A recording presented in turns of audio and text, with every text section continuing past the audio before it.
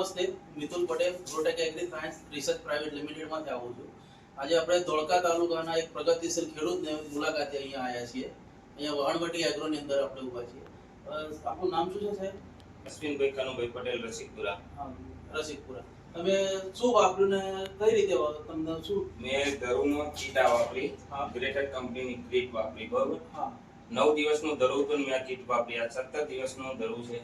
હા. તે video photo આપે છે. અને તમને કેવું લાગ્યું ધરું? સારામાં સારું રિઝલ્ટ છે, બરોબર. નાખ્યા પછી હું આ બીજી કીટ લેવા આવ્યો છું, બીજે ના ધરું તમને માટે. કીટની ભલામણ કોણે કરી હતી? કીટની ભલામણ દિલીપભાઈ વાઘેલાએ કરી હતી. એમના એગ્રોનું નામ? વાણવટી એગ્રો, વહાણવટી એગ્રો ધોળકા. ધોળકા. એમણે કીટની ભલામણ કરી હતી અમને ધરુવાડિયામાં નાખવા માટે.